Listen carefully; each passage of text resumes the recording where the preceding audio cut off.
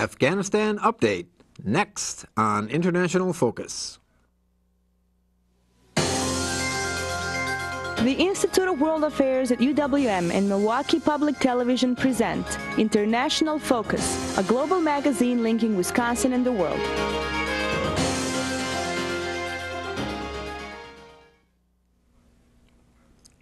Welcome to International Focus. I'm Doug Savage, Assistant Director of the Institute of World Affairs at UWM.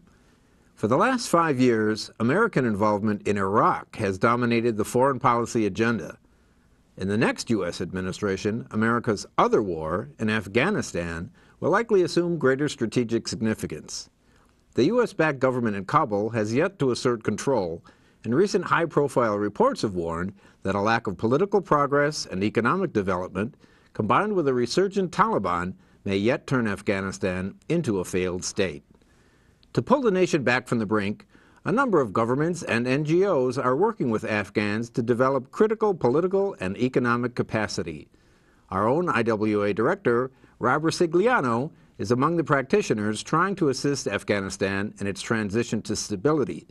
He's just returned from an assignment there and joins us to provide a current, if somewhat jet-lagged, assessment of the situation. Rob, welcome home. Thanks, Doug. It's good to be here as a guest. Well, I'd like to emphasize when we say just returned, we're talking about less than a day or so, Yeah, right? about 24 hours ago, yeah. So we'll be eager to hear your comments for as long as you can stay awake. The time differential works in our favor for the morning, so I would be awake if I were in Kabul, and I'm awake here, so I think I'm okay. Well, let's start out talking a little bit about what your assignment was. What were you there doing? So there are, as you mentioned in the intro, there are many non-governmental organizations who are implementing billions of dollars worth of aid to Afghanistan in lots of reconstruction development projects throughout the country. And I'm working with one in particular, a group called Mercy Corps, which has been there for about 21 years, and significantly is one of the few NGOs that's able to work in the southern provinces of Afghanistan, which are the most unstable, where the Taliban is very strong. And what I'm working on them with is to build their capacity of their staff. They've got 350 mostly Afghan staff to deal with conflict in the communities that they're working in. And the vision, ultimately, is a very significant one, really, to the topic that we're talking about today, because they're trying to build bridges between the local villages, the non-governmentals, and the local governments, because those relationships between the villagers and the government's a really key one, and one that is quite strained right now, and one where the Taliban, actually, they see a stark contrast, because the Taliban are able to work with villages in the ways that the local government is not, and that's making a difference to this long-term battle that you're talking about. Well, let's talk a little bit about the governance structure. I mean, a lot of U.S. effort, at least at the governmental level, seems to be focused on the Kabul government and Hamid Karzai. How does the central government relate to what goes on in the provinces? You know, it's a complicated question. I think the short answer is not very well, and that's an issue for this particular government and these personalities. But more importantly, it's really been an issue in Afghanistan for decades, where there's not really been effective central authority. And because of wars with the Soviets and others, power has been kind of very decentralized and usually wielded by local warlords or commanders, as the Afghans would call them. And so there is the structure that you would expect. There's a federal government, there are provincial governors. But unlike here, there are things called district governors. So each province is made up of many districts, and here, where you might have a town mayor, would there be known as a district governor, and that's not just a semantic difference. I think that the people who are these governors wield a lot of power, and usually because they're traditional leaders. They themselves may have been commanders in that area, or are from prominent families or clans, and so they really do yield the primary power in those places. So, who are those people, as opposed to sort of the political class that the U.S. government is trying to cultivate? I mean, are they the same? No, I mean, so they would be people who were fighters. Again, they could be from prominent families. It is a little bit like herding cats. I mean, the federal government really has no ability to really control or dictate to people at that level what they should do. There's also, I think, another big drag in the system is largely just ineffective and corrupt governance. Not that everyone is corrupt, but it is a very, very big issue. And a lot of times people are in positions of power not because they have experience governing and managing, but because, again, they were prominent warlords. They're parts of prominent ethnic groups which need to be satisfied or included in any kind of governmental structure for political reasons. So on the one hand, you have Karzai is really trying to keep this very diverse, very independent-minded group together, at least even at the provincial level, let alone the provincial governors trying to keep the district governors together. So it's very difficult to have command and control. So you might have some policy that's being enacted by the federal government, and so they may give rights to certain people of a certain type access to land or something. And if someone shows up and says, well, I have access to this land, I've got this policy, this edict from Kabul, the local people will say, and so that there really doesn't really carry a lot of weight. So it's very, very difficult for anything to be decided in Kabul to then be implemented at that local level. And then there's just the general environment of insecurity where even if they could have that structure, it's estimated that they don't control 38% or more than a third of the country. That's not under any kind of government control, but is under the control either of the Taliban or other warlords who are not officially part of the government. So it sounds as if a preoccupation for the central government would be just to try to appear or in fact be relevant, rather than just governance. And so how does that play to the ability of NGOs and others to work with some of these groups that may not in fact be part of that central government structure? Yeah, so I mean, you're exactly right that I think the central government authorities, Karzai, is probably more preoccupied with making sure that this person or group is included and that, or this region of the country is feeling like the federal government cares about them, then they're actually sitting down and hammering out sort of very difficult policies and meant to target particular problems.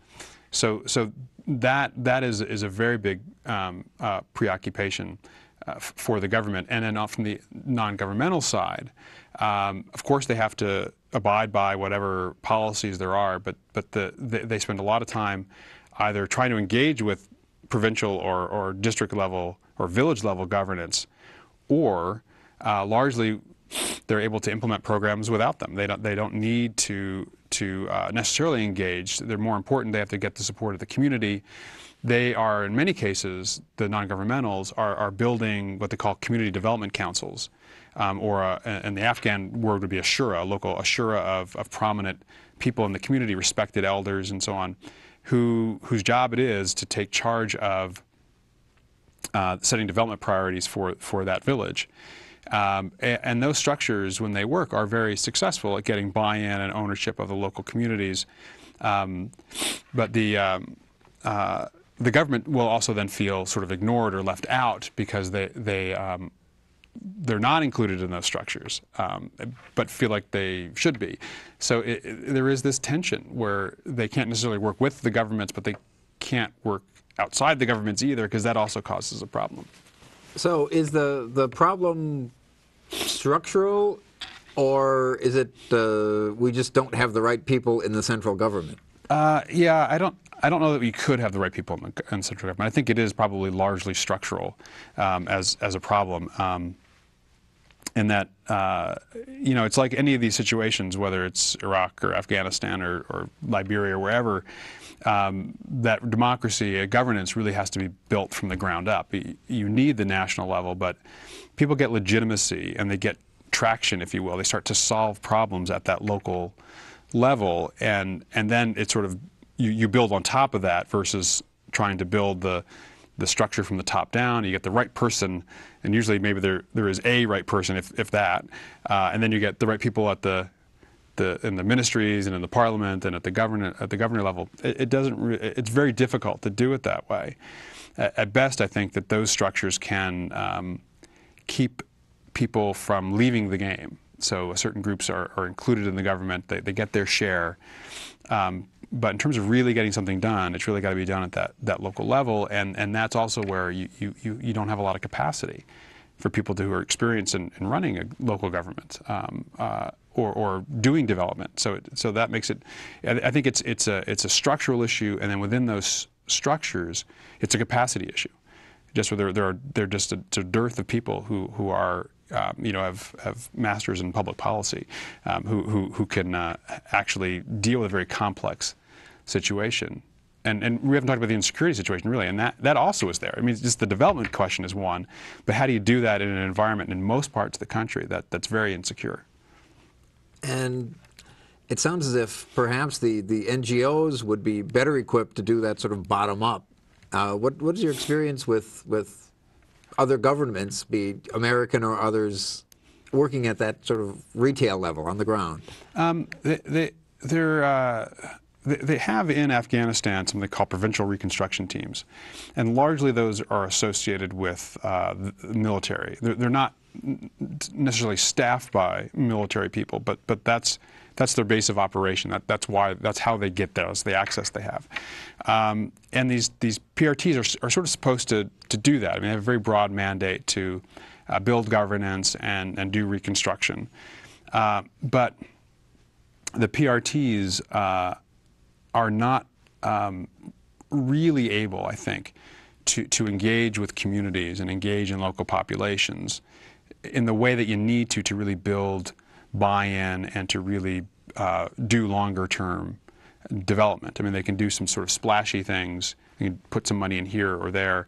They have political exposure. They have access to the right people, but they're really not there to do the day-to-day stuff. And it's really when we talk about NGOs, right, non-governmental organizations, and we think internationals, and these are largely international organizations, but both for security reasons and for practical development reasons, the staff, the faces are Afghan. I mean, these are people who live in those communities and are from those communities, who they may have family connections or other connections into a particular community, and which gives them access. So that's the face, I think, that really makes the development work on the NGO side, because they're Afghans helping Afghans. Well, we've touched a little bit on the security situation, and then after the break I'd like to talk about the sort of connection between the development and economic side and the security situation. So Sure. We'll take a short break. To our viewers, we'll be right back on International Focus. The Institute of World Affairs presents our community with a range of public programs relating to global issues, U.S. foreign policy, and the world economy. For more information about the Institute of World Affairs, call 414-229-3220 or visit our website at www.iwa.uwm.edu.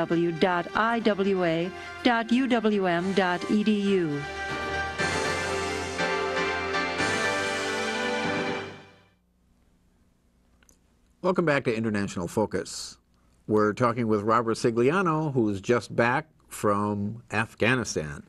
So we're touching a little bit on the security situation. First of all, just give us some sense of how insecure it is. Well, it does vary by the region of the country, and so you have the provinces in the south, two big provinces of Kandahar and Helmand, where the Taliban has the most presence. Kandahar, the main city in Kandahar province, was the seat of Taliban power. I mean, that's where the Taliban ruled from when they were in power in Afghanistan. So it's really a traditional sort of heartland of the Taliban.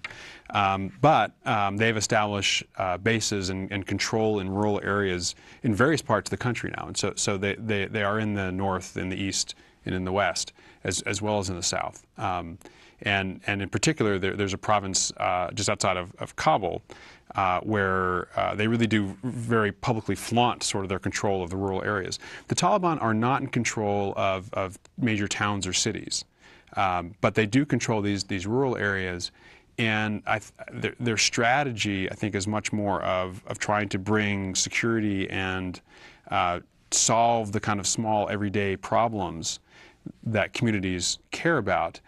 And so a lot of people in these villages are not pro-Taliban. I don't think people want to see, if you had a nationwide vote, they wouldn't get many votes if you took the insecurity question out of it, if you took the intimidation factor out of it. But I think a lot of them realize that A, these guys are better at protecting us than the government. B, that they actually can fix things, local things. I mean, not big issues. It could be a water issue, an electricity issue, building a bridge or whatever it is. And so people are beginning to tolerate the Taliban, although they're not necessarily actively supporting them. So there, as I mentioned before, there's about a third of the country that the government has really no control over, and those are all in the rural areas. Also, you need to look at the drug production issue. Helmand Province is the biggest opium-producing region in the world, and poppy production, opium production, is at record levels in Afghanistan. It's about a $10 billion a year industry. It's hard to get exact numbers on this because it's all illegal trade.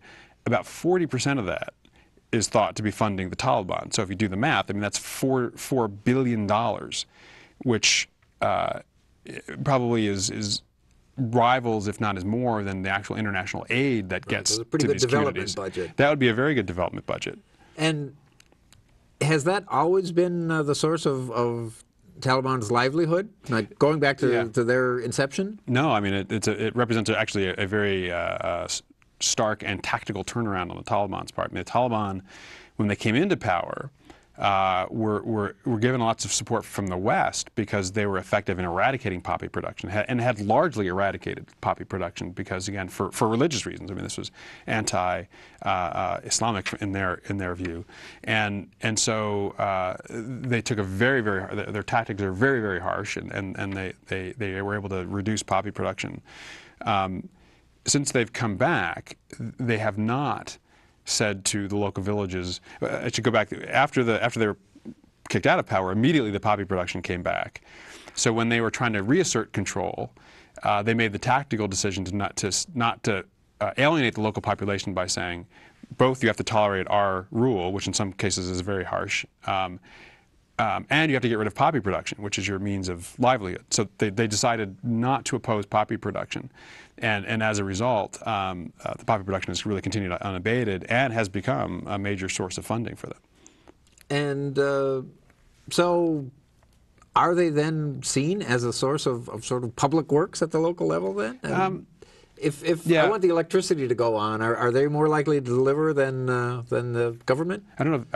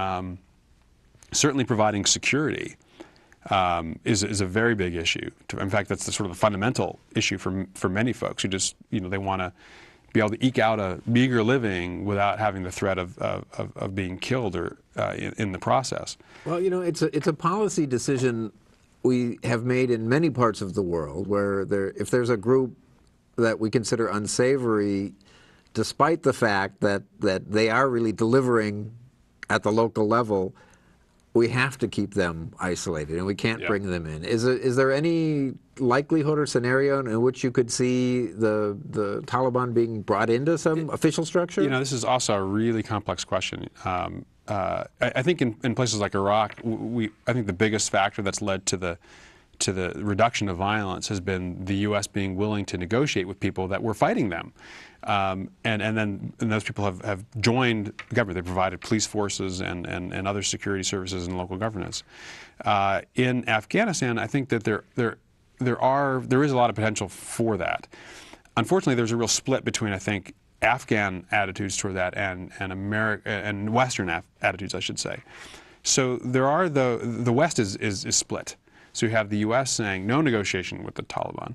You have the U.K. and others who are trying to negotiate, at least at the local level, with local commanders, probably for the purposes of bringing these folks into the political process or into security structures. You have Afghans who, I think, for some of on the political side, they don't want to share power with these guys. They'll talk about talking to the Taliban for the purposes of reconciliation, which would, I think, largely mean fighters putting down their guns, admitting to crimes, and probably largely just at best kind of being absorbed back into society, which means sort of back to the meager living, the difficult circumstances most other Afghans are living in. So there's a bit of tug of war. So there were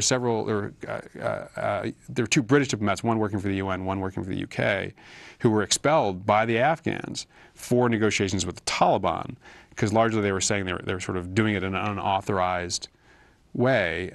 So you have those that say absolutely no negotiation with the Taliban. They're a terrorist organization. We can't negotiate with them. Those that are trying to, in a very political, realpolitik kind of way, negotiate with these guys to bring them into the structures.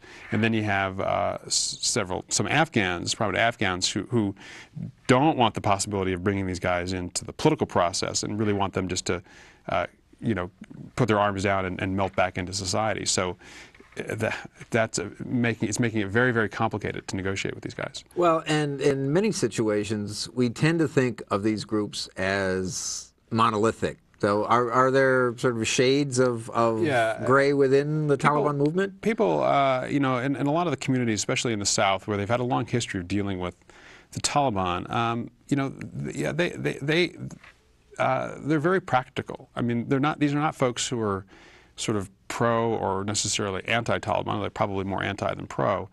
But they realize that if you want to get a bridge built or a road built or animals vaccinated or whatever the project is, that you have to work with the local talibs, and people know who they are. Well, and within that group, is there such a thing as a moderate talib versus? Yeah, there are people are seen as being certain talibs who are not necessarily in the movement because they are diehard ideological, very extremist, next to being a suicide bomber type person. There are people who have gone into the Taliban structure because there was no effective government structure, and this was a way to either to keep power or to actually address issues that they were concerned about or their communities were concerned about. So there is the wide range of those that are within the Taliban movement, as there are in any organization, people of all different sort of stripes and persuasions, and largely, as you've seen in other parts of the world, it's finding and identifying those people and permitting engagement with them so that they can begin to join the political process. They and their followers can begin to join the political or the civic, if you will, the reconstruction process. And so I think there's a lot of room for that. It's just that there's not the environment where they can do it effectively. Well, we're reaching a point in our political life here in this state, where a lot of policy will be rethought with a new administration. What changes would you offer for the next administration in the minute we have left? Well, I think the big thing is that the West can probably contribute the most in terms of security. That we do need a bigger presence just to provide some decent amount of security for villages and for the reconstruction process, so that they can really reach in to these communities if they get a project going, that it doesn't get, a bridge doesn't get blown up after it gets built. I think if they can begin to do that, and we are not far from the tipping point to make it happen. I think that's the #1 priority, and then it's got to be to really focus at that local level and building capacity and seeing that development dollars really are producing results. Okay, well, Robert Ricigliano, we're going to have to leave it at there. Go home, get some rest. To our viewers, we'll see you next time on International Focus.